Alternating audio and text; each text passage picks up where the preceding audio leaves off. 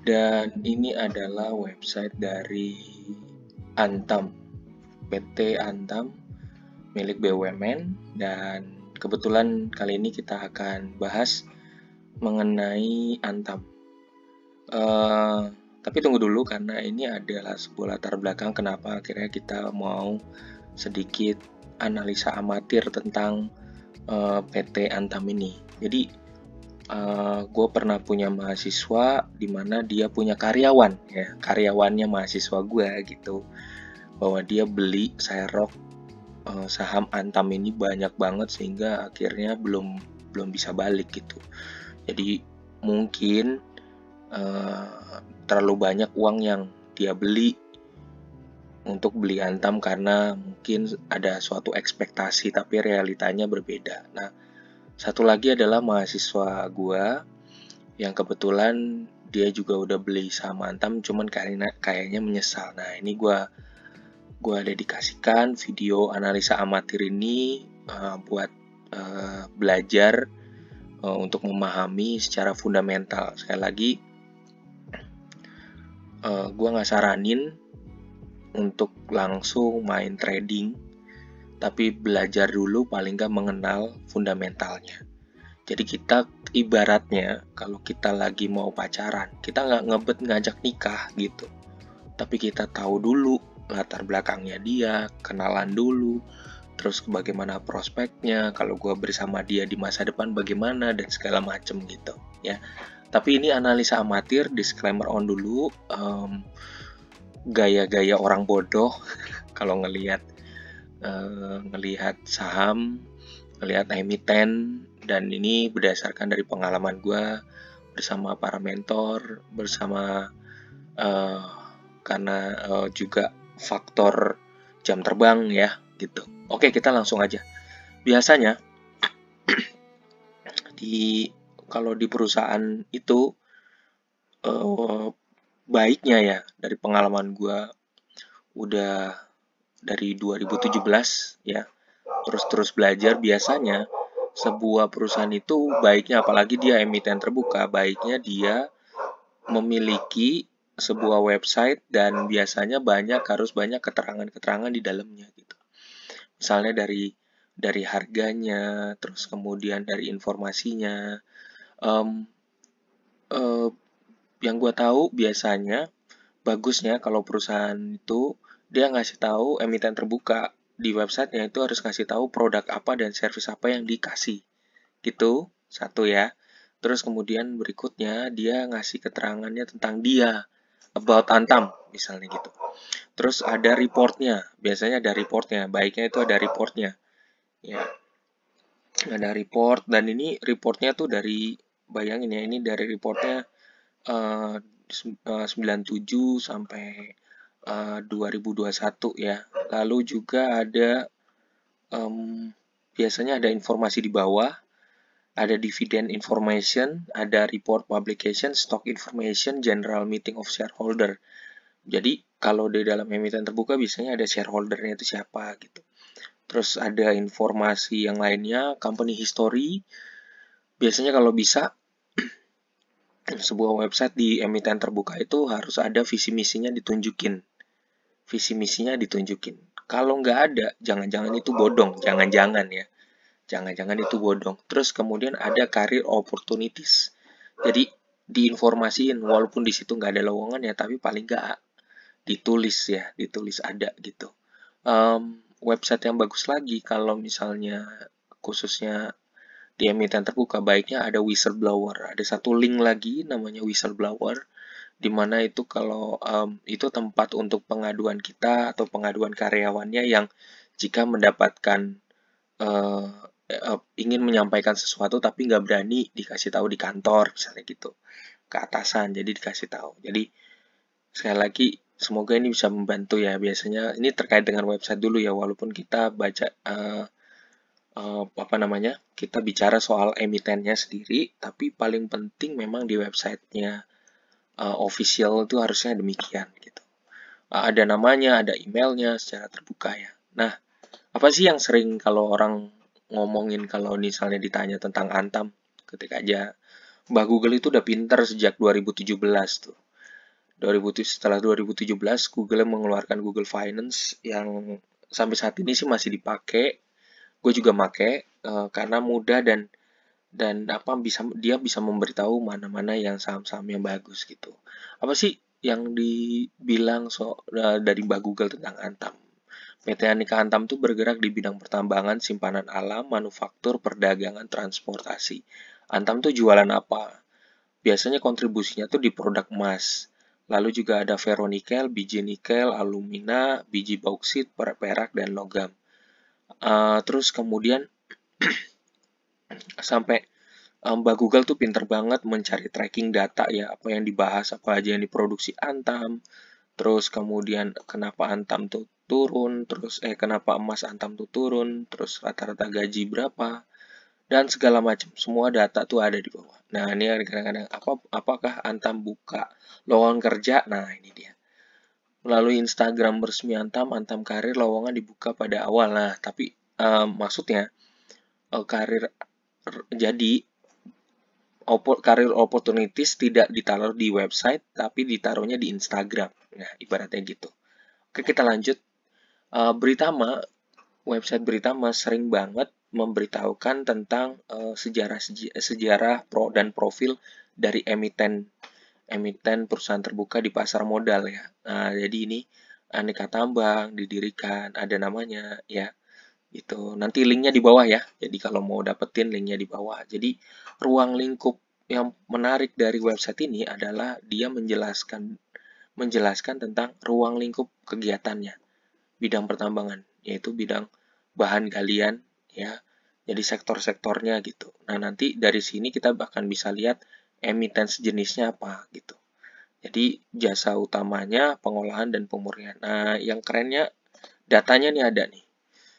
Di sini ngejelasin pencatatan, manajemennya siapa, anak usahanya ya siapa aja dikasih tahu ya di sini. Nah, terus kemudian habis itu dividennya, kalau spontan lewat website ini, kita nanti akan ngebandingin beberapa, mungkin memperlihatkan website-website untuk yang menunjukkan dividen gitu ya, mana yang lebih oke. Ini 2021 sampai ke bawah ya. Nah, ini ada angka-angkanya. Dan yang paling besar adalah dari 2005 sampai 2008. Gede nih dividennya. Terlepas dari berapa harga saham saat itu ya. Gitu. Jadi 2021 terus kemudian 2001 sampai 2021 ya. Terus kemudian setelah itu kita lihat ini di market screener-nya. Di market screener ini yang paling gue suka kalau misalnya di website ini adalah data bisnis summary-nya. Dia memberikan detail, terus kemudian ada data employees-nya ketahuan dibandingkan website yang di Indonesia.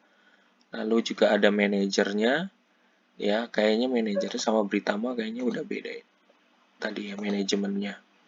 Ini ada, pokoknya ini terus kemudian ini shareholder-nya government of Indonesia-nya jauh lebih banyak, 65% shareholder-nya. Tapi memang yang gue suka dari market screener ini, jujur dibandingin website yang di Indonesia, shareholder-nya dijelasin dengan detail banget. Siapa-siapa yang dari luar negeri, investor siapa aja yang dari luar negeri itu membeli gitu ya.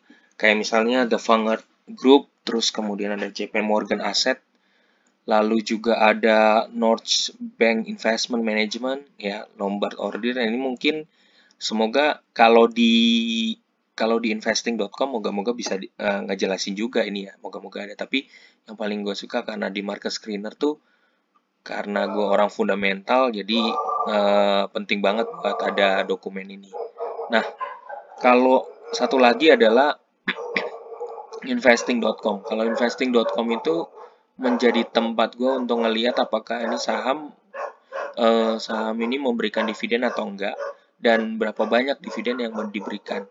Data tracking investing.com menurut aku lebih seneng ya ngelihatnya. Misalnya setelah dapat nih, sebentar dulu ya, ini kita close dulu, terus kemudian tampilkan lebih banyak datanya. Ya, ditampilkan, kita coba sampai habis ya. Kita coba sampai habis lagi. Nah, habis nih. Jadi, kalau di websitenya Britama dimulainya dari 2001 pencatatannya. Tapi kalau misalnya di sini di investing, dia semacam real time gitu, dari 98, dari tahun 98 sampai tahun 2002. Nah, 2002-nya udah dimasukin nih gitu.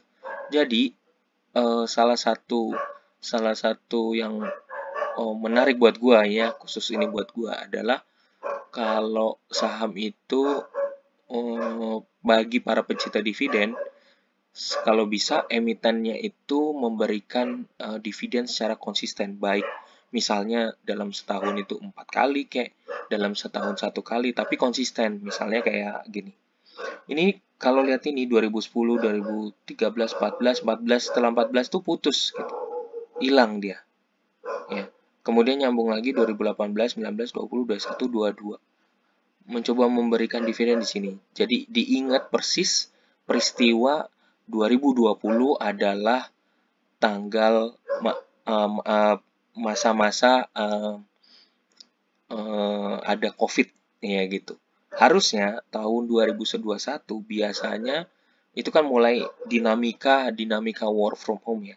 Harusnya masa-masa itu adalah masa-masa yang agak berat. Kalau lihat grafiknya juga turun pada saat itu ya. Nah, di sini 2020, 21, 22 konsisten. Setelah pandemi udah menurun di 2022 dividennya dikasihnya cukup tinggi gitu ya. Jadi ia masih secara 5 tahun terakhir masih konsisten, walaupun 2018 itu kecil. Oke, kita lanjut ya. Ini adalah salah satu website di IDN Financials ya. Yang menarik dari website ini adalah untuk mengetahui pertama afiliasi anak perusahaannya ya, datanya, tapi lebih lengkap si punyanya tadi ya, yang Britama itu memberikan agak detail gitu ya dibandingkan ini.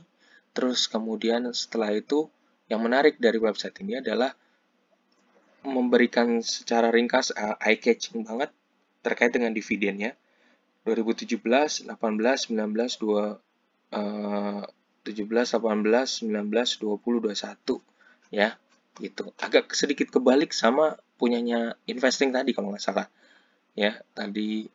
Terus kemudian kita lanjut di pemegang sahamnya. Nah, ini kan yang gue bilang tadi, pemegang sahamnya itu nulisnya seperti ini, serinya, seri B, terus berapa, terus kemudian di bawahnya itu ada publiknya, ya kan, terus kemudian ada Elizabeth dan segala macam.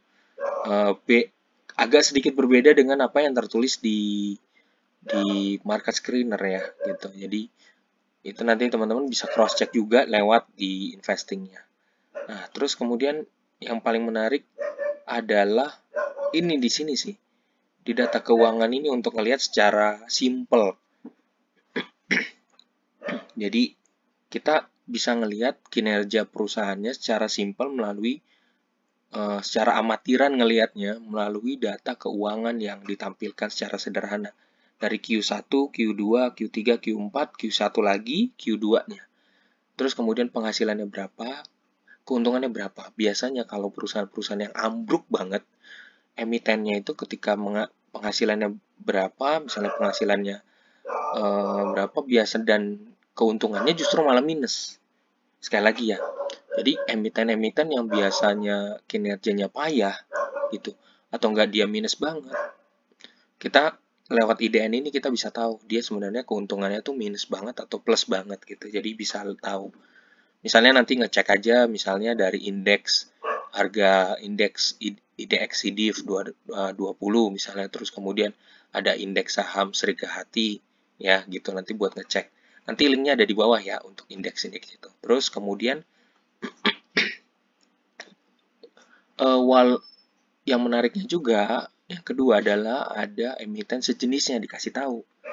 Di sini lewat website ini kita sedikitnya tahu emiten sejenisnya apa dari emiten si Antam ini.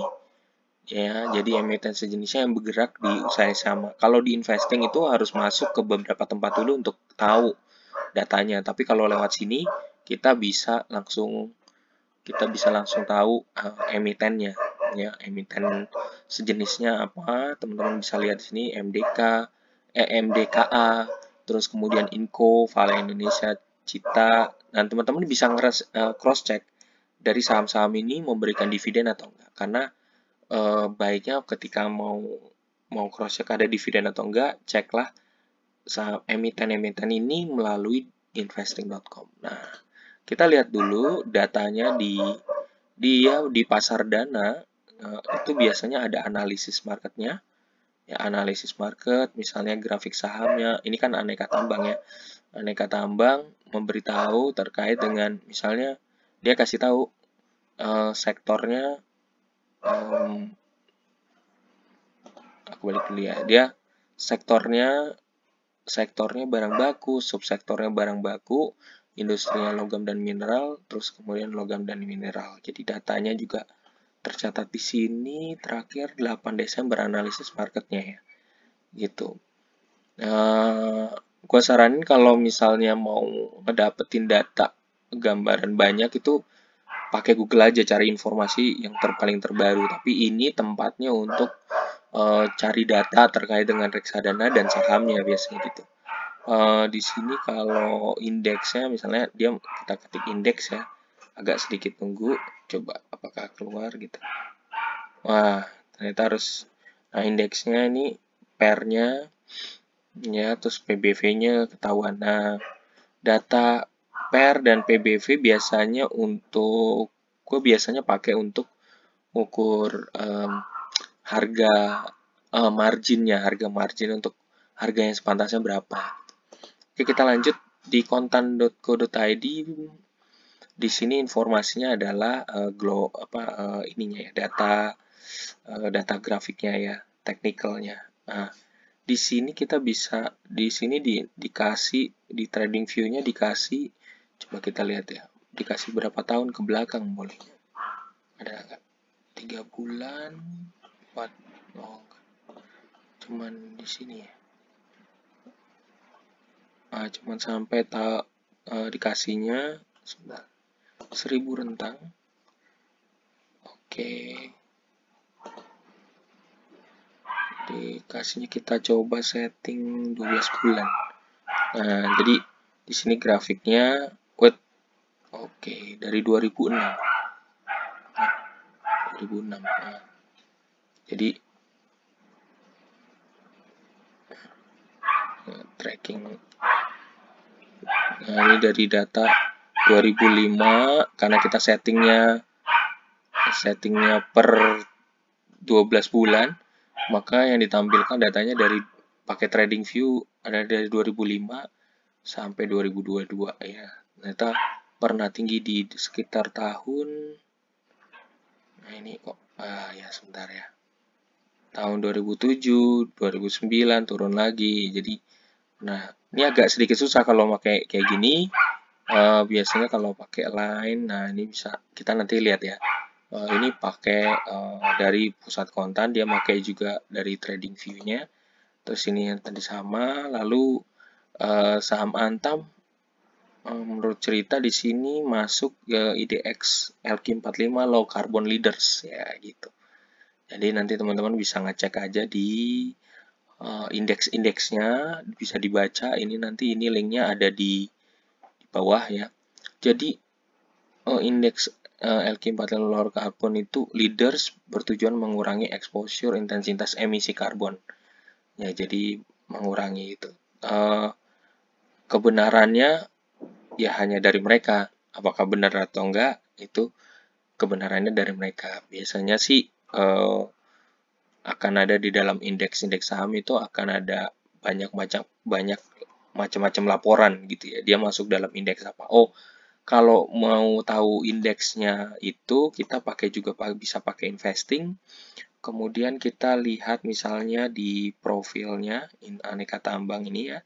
Terus kemudian dia masuk nanti itu bisa ngeceknya di sebentar, ya, ini karena agak website ini agak selektif banget, agak secure, jadi dia tracking. Oke, kita lanjut dulu aja. Ya, jadi teman-teman bisa lihat kalau di sini dari website ini, jadi dia di bagian indeksnya apa aja. Dia indeksnya di sini aku kasih bold, teman-teman bisa lihat semua ya. Dia indeksnya masuknya di mana aja. Lalu juga ada websitenya Simply Walls, Wall Street ya, Wall Street kali bacanya ya, Simply Wall Street. Nah, jadi ini sebenarnya berbayar, tapi kalau kita lihat cepat aja, stock overview-nya dia lebih ke arah lebih pada kesehatan dia ya. Kesehatan kan di sini ada keutamaan, ada dividen, value-nya, future, past-nya, kemudian health-nya. Jadi mana yang cenderung cenderung analisanya secara sederhana terkait dengan Antam ini. Jadi di sini ada ininya juga kompetitornya atau emiten sejenisnya, ya kan, emiten sejenis tadi ada kan, kompetitor, Vale Indonesia, tapi Avian harus dilihat lagi. Biasanya untuk melihat kompetitor atau emiten sejenis bisa menggunakan Iden Financial Study atau investing.com. Biasanya ada ya kriterianya, tinggal dipilih. Nah, price-nya mungkin kita coba tutup dulu, apakah dikasih izin, masih dikasih izin sama, oh ternyata. Jadi ini harus daftar dulu, masuk ke dalam untuk melihat grafiknya. Nah, ini market screener, gratis gambarnya. Dan kita coba ngelihat sampai tahun berapa dia dikasih izin untuk melihat ini. Kita di sini ada, oh nggak ada, oke. Sebentar ya, ini 1 hari. Nah, ini ditarik saat. Nah, oke. Menariknya dari data market screener, dia kasih oh,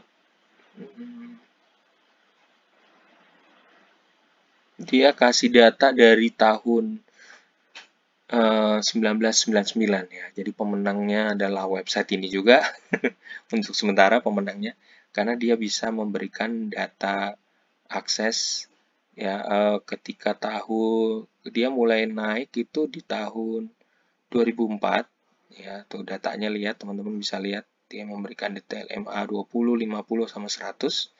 Terus kemudian habis itu dia mengalami turun itu sangat dalam itu tahun di sini kisaran tahun 2015 lah. Ya, jadi panik ini panik sell nih, dalam banget serut gitu. Jadi setelah naik terbang tinggi dalam. Nah, harga sepantasnya berapa nih harus dianalisa dulu. Karena kalau mau lihat, jangan-jangan teman-temanku itu belinya itu di pucuk, harga pucuk. Jadi harga pucuk tuh harga atas gitu. Jadi pas turun dalam itu nggak siap. Makanya belinya tuh jangan langsung habisin duit kita. Jadi lihat dulu stoknya, dana kita berapa, dan selalu beli, hati-hati pas turun beli, pas turun beli. Karena aku dapat informasi terkait dengan saham Antam ini, dia sukanya fluktuatif gitu, suka bergerak naik turun, sangat fluktuatif banget. Jadi harus dilihat, harus lihat kerangka besarnya, ditarik yang paling jauhnya dulu kerangka besarnya gitu, untuk mengantisipasi supaya kita jadi lebih punya gambaran big map-nya, jadi kita tahu gitu ya pergerakan. Karena kan kalau kita investasi ya, kita kan kita kan kalau investasi berarti kita mau mendapatkan keuntungan dari investasi itu. Tapi kalau mau main trading kita harus perhatiin grafiknya juga gitu. Tapi pastikan dulu fundamentalnya bagaimana ya. Jadi masih pemenangnya masih website ini, karena dia bisa memberikan gambaran mundur ke belakang 1999 ya. Dan terakhir adalah Mbah Google. Mbah Google itu kita lihat dia kasih maksimalnya berapa ya datanya ya. Kita lihat dulu. Tahun berapa dia kasih? Tahun 2005. Oke. Itu yang paling terakhir dia bisa kasih datanya. Dan ini pergerakannya tahun 2005. Sedangkan kalau di aneka tambang tahun 2005 itu berarti dari sini dia. Ya, dia memberikan itu. Apakah suatu hari bisa jatuh dalam ke arah angka 100? Bisa aja. Ya, bisa aja. Kalau performanya makin jelek, sahamnya makin jelek ya, jadi investornya juga keluar juga ya. Dan ini adalah pergerakan yang untuk sementara, jadi mungkin baiknya kalau beli saham ini ya di bawah 2000 atau enggak di bawah 1000 ya. Lebih aman di bawah 1000 karena bisa juga suatu hari jatuh di bawah 1000 juga bisa. Karena kita harus beli harga yang sepantasnya. Itu ada analisanya juga, ada alat toolsnya, ada analisanya untuk melihat harga yang sepantasnya berapa. Gitu. Mungkin kalau mau coba-coba ya gitu. Kalau mau coba-coba, beli yang sekarang satu lot aja dulu. Nanti kalau misalnya dibanting, ya diguyur sampai ke bawah, ya teman-teman nggak terlalu menyesal karena ini punya dividen sehingga tidak terlalu membuat cemas. Terus kemudian kalaupun turun, teman-teman bisa membelinya secara perlahan. Jangan keroyokan, misalnya keluarin langsung 10 juta, langsung gara-gara temen nginfoin beli 10 juta, terus karena iming-iming keuntungan langsung beli 15 juta, langsung beli 100 juta karena iming-iming karena tidak mengerti gitu. Nah, yang paling penting kalau secara fundamental ngelihatnya adalah dari annualnya. Nah, kita lihat annualnya dulu ya. Lihat. Jadi revenue-nya. Kalau yang di Eden Financial tadi itu dia nulisin datanya, paling nggak nulisin datanya. Nah, kalau di sini income statement-nya dari kuartal ya, dari kuartal. Nah, teman-teman bisa lihat kalau males lihat tulisan, berarti lihat grafik aja gitu. Bahwa revenue-nya tinggi tapi net income kecil. Revenue tinggi, net income kecil. Ya, tapi untuk sosok lah, untuk situasi seperti ini masih aman. Tapi kalau udah revenue-nya tinggi, itu terus kemudian net income-nya jatuh ke bawah ya semua, itu bahaya. Teman-teman bisa ngebandingin, coba nanti ketik aja di Google Finance ini BBCA dan satu lagi misalnya Goto gitu. Cekin bagian income ini supaya teman-teman dapat gambaran besar. Lalu juga di balance sheet-nya, quarterly-nya, baik total asetnya tinggi, liabilitasnya juga tinggi. Jadi ini harus sinkron ya gitu. Jadi data ini harus sinkron. Kemudian, nah yang menarik di sini dia kasih tahu ada price to book-nya. Dia membuka data ini secara gratis. Wah, kurang apa coba?